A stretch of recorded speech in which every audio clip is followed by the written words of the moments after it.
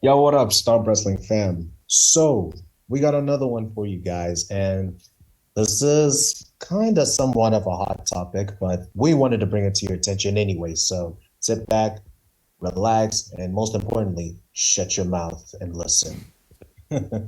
Yeah, by that intro, you can tell Unfiltered MPKH is here. And Oh, we know it already. he, We know it already.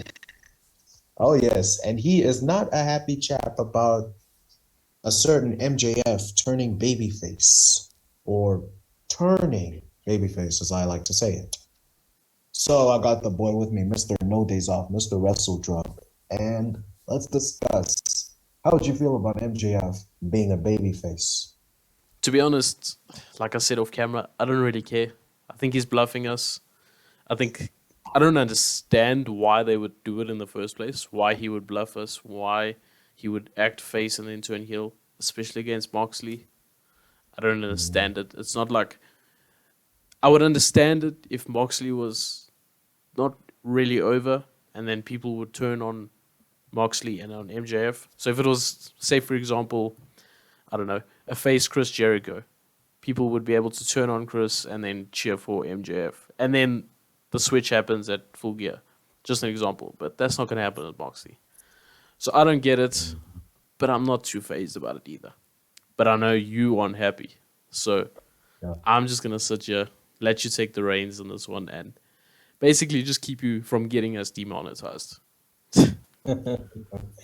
Well, basically, the whole reason why I'm unhappy about this babyface turn is that it's happened, that it's happening too quickly. B, why now must you tease? I know MJF said like he's the devil, and the greatest trick the devil ever did was to make people think that he didn't exist. We all know that.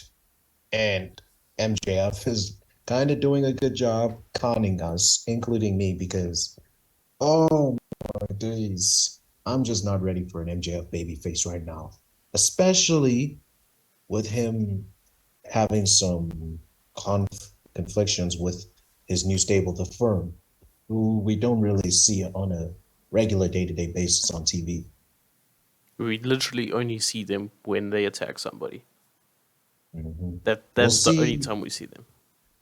exactly like we saw, like when we saw the Gun Club go after FTR, like how we saw Lee Moriarty attack Wheeler Yuta a couple weeks ago. And man, when was the last time I saw Ethan Page and W. Morrissey in singles competition? W. Morrissey's only singles match in AEW was against Wardlow. Mm, That's the only one I can remember, unless I'm missing one on Rampage because I don't really watch Rampage. But I remember when MJF brought him in for that one match. He had the match against Wardlow, lost. We didn't see him for a while. Finished his Impact contract and then joined with the I'm firm. sure, yeah, I'm sure they're trying to work up a deal with him. Like, They already have though. He's signed. oh, right. And then my man's All Eagle Page. I love Ethan Page. So, man, and I'm happy to Yeah. see him on TV. The firm isn't working for me, to be honest. It's really not. They had potential working with MJF, but you've just killed all the heat now. Hmm. That's how I look at it. Like, I understood the basis around it. Like, it all started with Ethan Page when he wasn't getting enough TV time. Then it moved on to the Gun Club being overshadowed by their father, Billy Gunn, and Lee Moriarty and W. Morrissey. A little bit strange, but apparently they have a relationship with MJF. So that's just me. Yeah. So some of them have a motive, so it kind of makes sense why they joined Stokely in that faction. They didn't just randomly get put together. Some of them they have a motive, but I still don't Yeah, think that's enough to make it any interesting. exactly. Because I like the idea. Really, I did. Like, it's guys that's been overlooked, undervalued by AEW. Like, I like the concept. I like that type of concept, bringing undervalued, underappreciated talent together. just hoping that they click. Sometimes maybe good, sometimes maybe shit, you know? My guy just brought a Gattuso meme in here. No. Yeah. But the whole problem I have with this, yeah, the main problem is turning MJF babyface. That's what's driving me nuts because I just can't picture it a day in my life.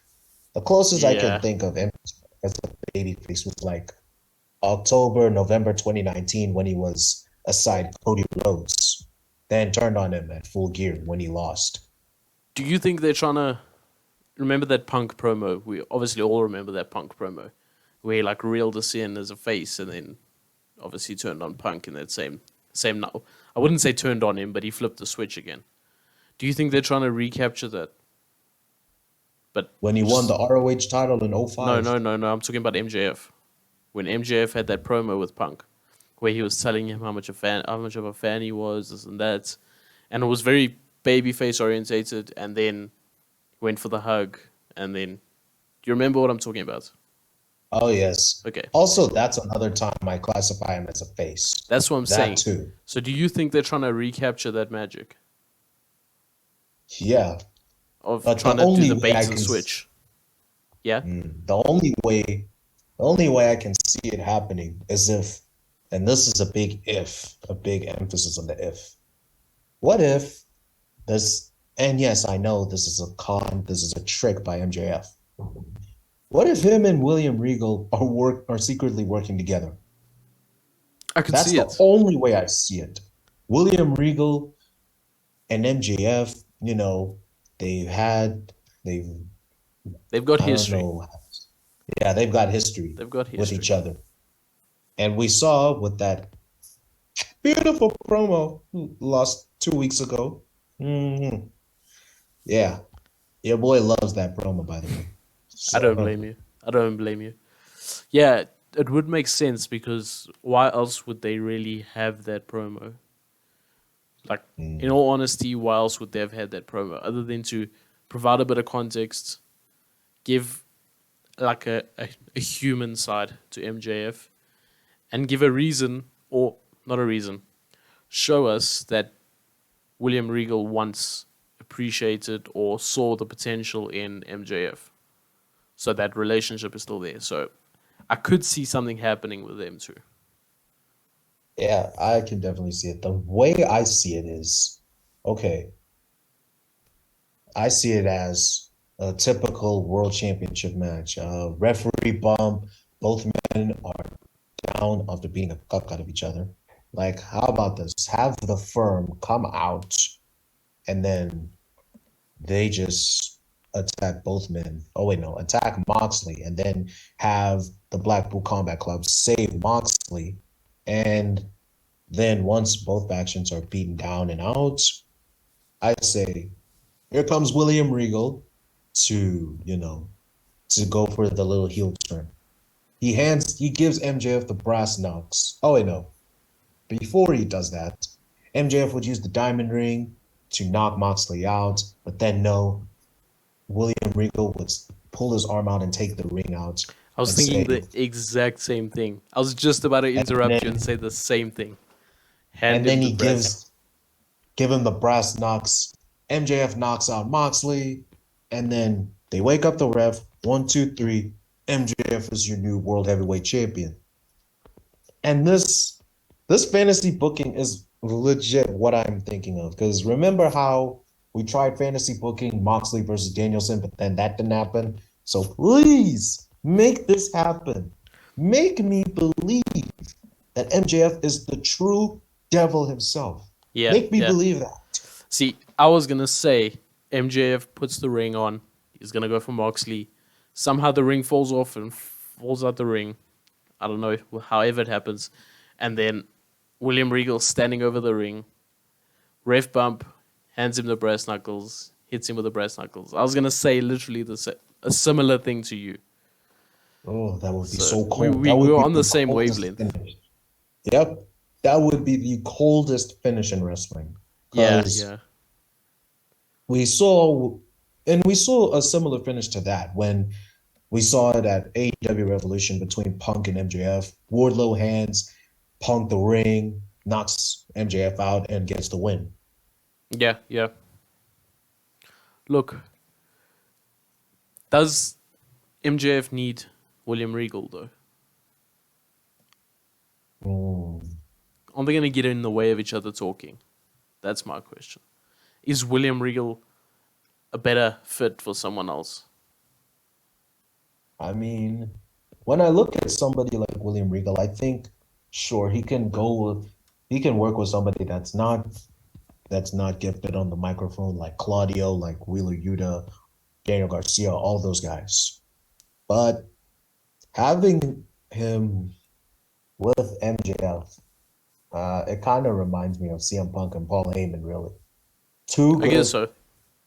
two good talkers on the mic, and one is a wrestler, the other one is the manager. Arguably Roman and Heyman right now as well. Yes. I mean, Heyman just stands there sometimes. Yeah, you have one of the best managers in wrestling history alongside a world champion that's going to terrorize the company. I could maybe it could work. Yeah, just depends how they do it. Just depends how they do it. Yeah, because I have found MJF's return bookings a little bit up and down, really. That's why I'm just really conflicted as to why AEW want to turn MJF into a babyface, like right now of all times. Yeah, what annoys me the most, I think I've said it so many times, is AEW. WWE also do it, don't get me wrong, but AEW booking face versus face, heel versus heel on a constant basis. I like the old fashioned heel versus a face. We get a story, we go on from there. And this is literally the perfect time for it. We got the biggest face in the company, the biggest heel in the company. Why change one of them to a face? Exactly. You've literally There's got the no story there. So it's a little there's bit no frustrating. Yeah, that's also another frustrating factor for me, really. Now, sure, everybody loves a good face versus face match. I know I do Everybody. at times. Don't But put me in that category. hey, but it should happen. Like, say, okay, nobody's going to turn heel in this match. There should be at least a build up, and then the end you shake hands. And if you want to move forward into a rivalry, sure. One But that worked is Cena versus Bryan. That one worked. mhm, So yeah, you can get it to nobody work. turned, no wrestler turned heel that night. But we don't talk about the aftermath of that No, no, match. no, no, But no, no, no. anyways, another example that I could think of is where one face turns heel is Ray versus Eddie. They did that feud so Were they perfectly. both faces? Yeah, I'm pretty at sure the Eddie's beginning. always been the heel. Nah, at the beginning. Here's how it went. They were tag That team WrestleMania champions. match, they were both faces. You're right. That They were Mania both match, yeah. faces. They were teasing Eddie Guerrero to be a heel. Yeah. They turned him heel, and then they gave us one of the most underrated and amazing rivalries of all time. I Yeah. mean, You're Jesus right. Christ. You're right. They even fought for Dominic Guerrero's custody. Dominic And Guerrero. No way, you just I slipped mean that in. Dominic You Mysterio. just slipped that in Dominic like a Mysterio. like a. You were too slick with it. Just slip it in there. Yeah, Yeah. but that's not the point. So, how would we say how MJF was babyface? What can we expect? Because, I don't Here's know what how we you can can go expect. with that. He's gonna get cheered. He could probably be a damn good babyface. He can talk. He could probably be a really good babyface. He's reeled us in how many times? He reeled us in with William Regal. He reeled us in with Punk. He reeled us in his first night back after he won the chip. Because that was a face promo, and then he switched it when Moxley came out. So he's reeled us in a couple times, and I've actually enjoyed it. So I think he can work as a face, but I think he's got so much more to do as a heel first. Mhm. He's got so much unfinished Yeah, business. He needs to have that championship run as a heel, and then later on in his career, he can be a face. That's also how I see it. That's how I see it. Because MJF could possibly be one of the best heels of our generation. Well, not one of the best heel of our generation. Let's be real. For sure. Let's be real. He could And easily be. Easily. And then I wouldn't be mad at you if you tried sneaking him in your top 10 heels of all time. I really wouldn't be mad. Yeah, I'd argue not yet, but I wouldn't be mad in the future for sure. Right now, Can't be a top 10 probably heel of all time not. without having a title reign. Yeah. And that MLW I doesn't could- count. Boy, that sucks. And I don't really watch MLW that much, but I know the history behind it. Yeah. So it's all good. So, But anyways, I think maybe I know I'm definitely not ready for an MJF babyface turn just yet with the up and down booking, which is completely driving me nuts. But that's just me. I know you're also confused about it and you don't really care for it. But yeah, that's the joy of being a wrestling fan. You don't know what to expect or why it's happening. But you just gotta hope and pray for the best, I guess. exactly. You just gotta. Exactly. And you'll But get different anyways, opinions. And some people might agree with you, some people might disagree with you, and some people might send you death threats about that. And we don't want to go into the death threats part because we know there are a few people that do that on a regular basis. Yeah. Not to your boys, but to other people. wrestling. We see it on Twitter. Yeah. But anyways, guys, I think that's it from us today. Let us know in the comments. Do you want MJF to be a babyface or do you want him to remain as a heel like your boy Unfiltered right here? And if you did enjoy this video, please stomp that like button, stomp that subscribe button, and stomp on that bell icon to be notified when your favorite Stomp Boys appear next. Thank you guys for watching. You guys are just too sweet.